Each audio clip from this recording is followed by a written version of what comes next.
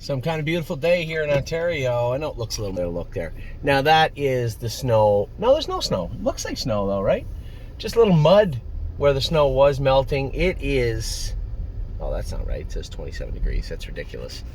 I'm going to say it's probably got to be closer to 10. I don't know why my car says 27, but definitely isn't 27. But it is a beautiful, beautiful day here in Ontario. Man, oh man, tired a little bit last night. We got everything we want to do, though. Wanted to go to Ohio. Wanted to get the horses qualified school. I wanted to get a look at how everybody looked in Ohio. Got a very good look at everybody. Then we came home. Wanted to stop in Buffalo. Had a great... By the way, in case you're wondering, the Cheesecake Factory, very good. Very happy with the Cheesecake Factory in Buffalo. Man, that was a good feed. I was close to coliking when I left. Thought we might have to need some medical intervention, but didn't. Everything worked out well, and we got home last night at around 9 o'clock or so. Watched Massive Profit race last night. Man, he looked good, real good. I told you guys, yeah, this is what everybody has to understand. So, schooled the colt, qualified the colt twice. He just didn't seem like he had enough grit, like pop to him.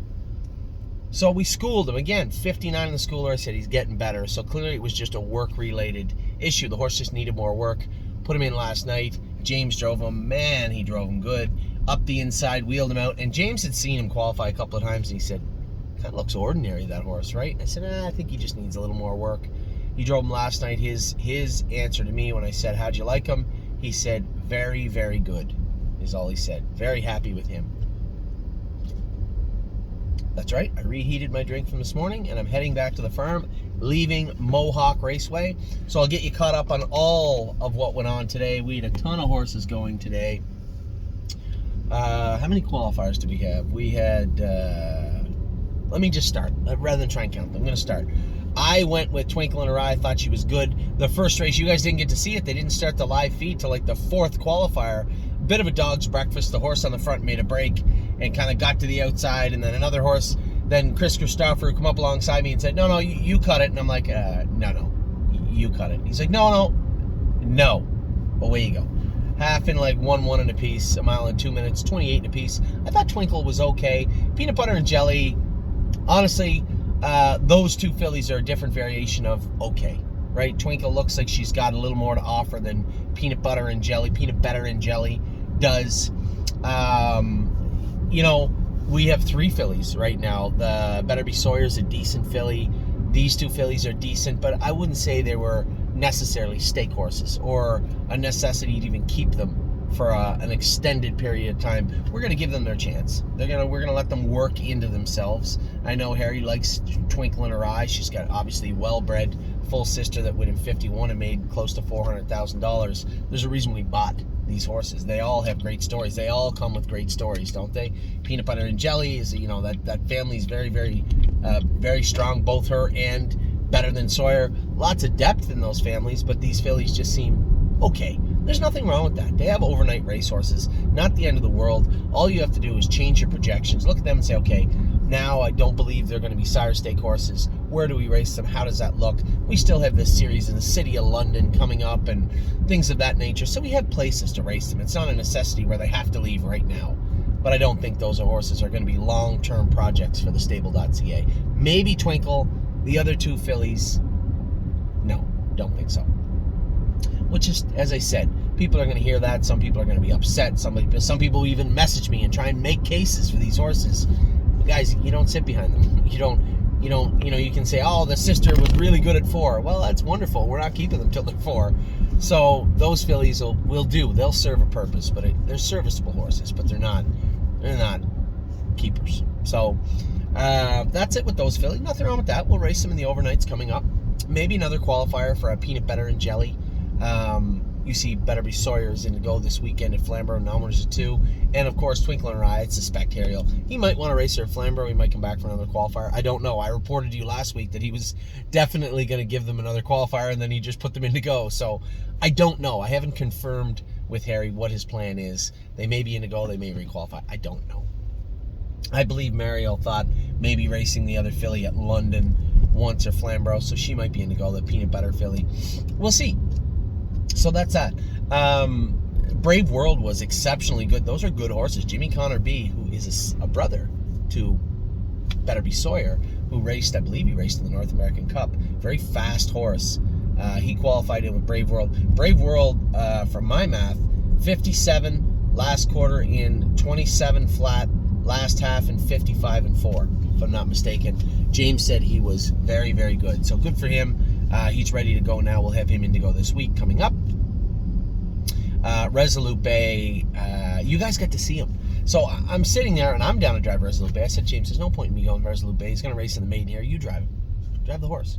So, or the numbers are two. So James drove Resolute Bay, qualified him, said, little stiff in his knees, probably going to get those knees injected. But otherwise, man, he was extremely good. And you could see down the lane, he got shut off a little bit, gathered him up, moved him over, trotted on. Lots more in the tank for Resolute Bay. Really impressed with what I saw from that colt today. So that was 2 in the first. Brave World, I just want to make sure I'm not missing one. I think I am. We had 5 to school. Anyway, we'll skip forward.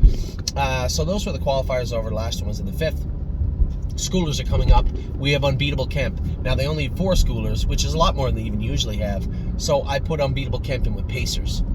I talked to a few of the guys that had their pacers in there. They all wanted to go around 2 minutes, so that suited me just fine. Unbeatable Kemp, a little ornery today, the big colt. Little strong in the face today, even with the snake cord on. He did that to us before he ran away. Remember last year, the first qualifier at Northfield Park? He can get a little rank sometimes. So we were sitting in behind horse that were literally going 1/2 and 2. Jody had a pacer that luckily was ready to go a pretty decent mile. I was following him. We both moved out. He moved out and I followed him out. But Jody just went enough to clear off the lead, which left me uncovered with Unbeatable Kemp. Now, he's not the same as he was last year. Remember we talked about this where Unbeatable Kemp first over in the last turn, he just pull up. He wasn't pulling up. We won the last half in 56 and 3. Last quarter had to be 28, 27 and 4. The pacer did come back on and beat me at the wire, but I really wasn't pushing Kemp that much, and he was very strong. So maybe 59 last half, 56 and 4, 57. Very, very good mile for Unbeatable Kemp. We'll qualify him next week and start racing him thereafter. Gonna scope him in a little while. Gonna scope all these horses, but I didn't see any concerns for any of them as far as breathing wise. Now, the second schooler opened my eyes to exactly how good one filly was. Now, we've talked. Pay very close attention, everybody, please, because we have a lot of horses that have issues. They have to overcome them sometimes, whether it's some soundness issues. There's one filly in our barn named Archer's Rainbow who is a significant breathing issue. So forgive me if I'm wrong. I'm going to try to explain it best I can in case you missed this before. The arytenoids on the either side of the throat at the top where the palate are, I don't exactly know what they do, but I know it's a muscle. I believe it's a muscle, and her right arytenoid is a little lax. So there's not paralysis in there. It's not paralyzed, but it doesn't move as fast as the left side. And last year that had caused a problem. What she ended up getting was called a kissing lesion. And what that is when this one's not moving as fast as this one, sometimes rub together, end up getting an abrasion, an ulcer on there, and it got infected deep in the left side. So I thought we were all set to go and operate on this arytenoid, right? Tie-back surgery. I wasn't happy about it, but again, I defer to the medical professionals. I got her up to the university, and Natalie Cote looked at her and said, no, something's not right here. Don't operate. Put her on some strong antibiotics and see if we can clean that ulcer up. Lo and behold, we cleaned the ulcer up. The left side was working perfectly, but it exposed the right side as being a little, what the vet called, there was some laxity in there. I guess a fancy word for saying it didn't move as well as it should, the right side.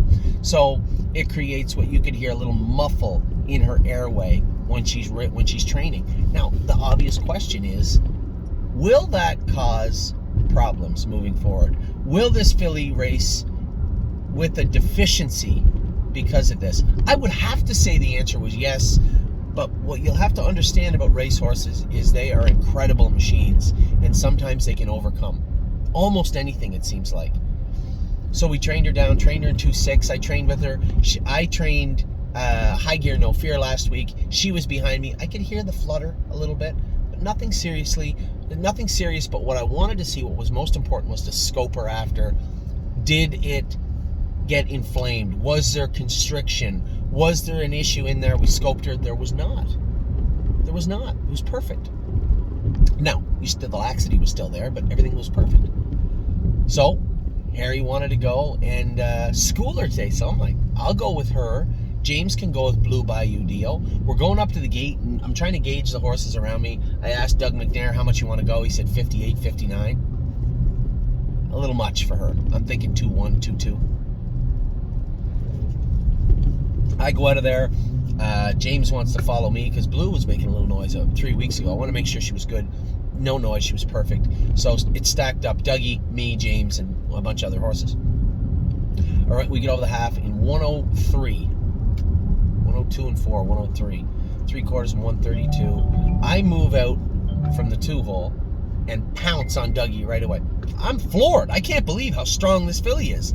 I pounce on Dougie right away. He goes off stride. Now James is sitting in the weeds behind me. I know how this is going to end up. Filly makes front and just eases up a little bit. She's green. This filly only had 1-2 starts behind the gate in her life. Very green. And I'm picking at her. James blows by me and just sits beside me with Blue Bayou Dio. We finish up 2 minutes and a fifth. Last half in like 57 and 3. 57 and 2. Last quarter in 28 seconds. Said to Dougie pulling up. I said, noise? He goes, something. He said, I could hear something, but it wasn't horrible. I said, like a flutter? He said, yeah. I said, I heard that last week. I want to check it out, but... So I told him the Cole's notes of what I just told you, and he goes, no, I wouldn't worry. He said, it wasn't much. He said, I could tell she was there. That was about it, and no noise from Blue Bayou Dio. She just inhaled me down the lane. This filly is a ball of speed, but focused, laser focused this year. I can't wait to race her and Unbeatable Kemp. Both horses were very good. And then we went out in the 4th schooler. Now Kemp has gone well. The other 2 fantastic. 4th schoolers, Eyes of 10 and Garden State Dio. Garden State Dio is not sound. She's not lame, but something is bothering Garden State Dio. The track is a mess. My God. Farm track is a mess. It's just the frost coming out in the mud. It is disgusting. Well, it's 12:50 though. Maybe by 4 o'clock they can screen it. It's supposed to start raining tonight. Just a mess this week. Complete write-off. Eyes of 10, 2-4, last half 59. James said she trotted okay. She may just be ordinary. She might be a Buckeye and a fair filly, which I'm excited about. I don't care. I mean, sometimes when you have a filly that's almost good enough to race in the Sire Stakes, you get caught up in it. And if they can't win the Sire Stakes, who cares? Why would you want to race in the Sire Stakes to race for 3rd, 4th money every week? That's no fun. So I would rather have a very competent Buckeye fair filly, much like Mama Knows Best, much like I'm a Lovely Lady. These horses did us some good last year. There's nothing wrong with that. So Eyes of 10, little flat, but an open bridle on. You know, she didn't hit herself. She was comfortable. She did her work well. Those are all positives. A little flat otherwise. But very happy with Eyes of 10. Garden State Dio won the qualifier easily. 2 minutes and 2/5 last half in 58 on sheer power. This filly is a bull, just like she was last year, but not sound. And nothing serious. I just think a number of things we got to work out of this filly. Left hind seems to be the problem. Hi, buddy boy. Left hind seems to be the problem. Hey, bud, can you give this to Chris beside us and turn that down? Give that, please don't drop it. It's a stopwatch. Give that to Chris right there. Right now. Okay. So, Garden State Dio, very strong, trotted off the gate, but no 2 strides look the same. So this isn't a mechanical issue. This is a soundness issue. All we have to do... What's wrong? It's broke. I don't have it. I don't want it. No. Maybe leave the wheels for the... No, there's nothing on it. No, yeah, go ahead and take it. It's yours. Yeah. Dad? Yeah, just 1 sec, honey. So, Garden State Dio, just a powerhouse of a filly. The power is there. So it isn't like she's taking her hoof, so to speak, off the accelerator. She wants to push forward because she's a worker. But we need to get the wrinkles out of her. Left hind in the past, predominantly left ankle, left stifle. We did the stifle. I don't see her 100% better, so there might be something going on in that ankle. We made some shoeing adjustments. Is it that she needs to adjust to the shoeing changes? Maybe, but not all. There is some physical issue there. So we're going to work on, we're going to have her up to the vet again this week. We're going to continue to poke and poke and poke until we get her right. But power-wise, man, oh man, the tank is full. She is strong trotting. So an easy kind of winner. Won the schooler by open lengths. 2 minutes and 2/5 last half, 58, and was very, very good. Just a second. So a great day qualifying, a great day schooling. Very happy with everybody today. Hey guys, very happy with everybody today. Just finishing up now at the barn. Got to check on a couple of horses, some temperatures. Some one horse banged their knees a little big, so we got to work on that. Always something to do with the barn, but today was all about the schoolers and qualifiers. We had a great week schooling and qualifying. You're going to see a number of horses show up at the qualifiers next week, ready to rock. So a big mile for massive guys.